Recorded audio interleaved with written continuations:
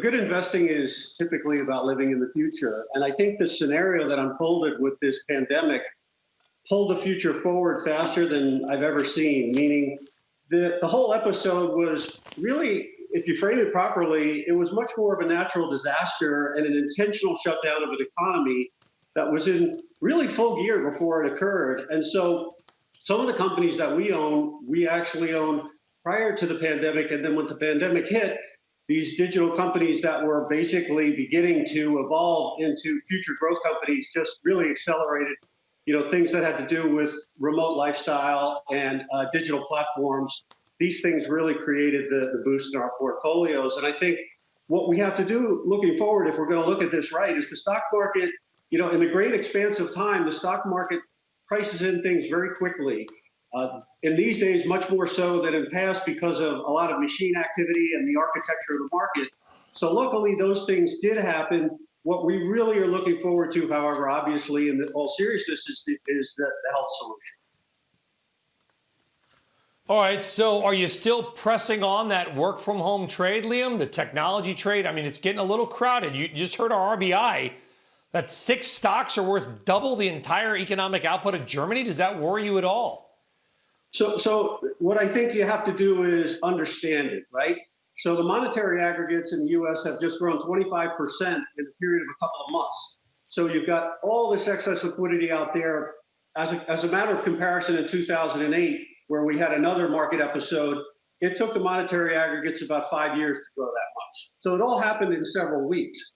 And as a result, all of this money had to find a home. And if you think about what this pandemic has done, it's created companies that have been able to be in a good position and other companies that have been damaged. The companies that are in a good position just happen to be these big digital growth companies, and they've benefited a lot from the capital flows. Your question is, am I concerned? The only piece of the puzzle of a real kind of negative outcome here is valuation. So stocks have gotten very expensive. I think they've definitely gotten out over their skis over the near term. If you were to see a 10 or 20% correction in those stocks, that would be actually, frankly, normal. But I think 3 to 5 years from now, they would just be higher than the average stock in the market anyway. They have the characteristics that look like they'll be great investments over the longer term because they have higher cash flow, higher free cash flow margins, and much higher revenue growth.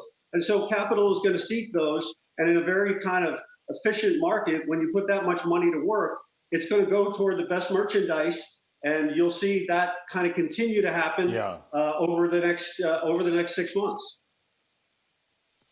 There's a lot of talk about a vaccine. As human beings, we all want a vaccine. We all need one. I mean, it should be, we come out with a working one. Maybe it should be a national holiday, Liam. But is there an argument to be made? I've had people say to me, we're going to go up 5,000 on the Dow when the day of vaccines announced. And of course, that's not possible. But you think it could actually be a net negative for the market, not because it's not good for humanity, but because it'll cause people to shift their investments? Exactly. I mean, I'm rooting for it.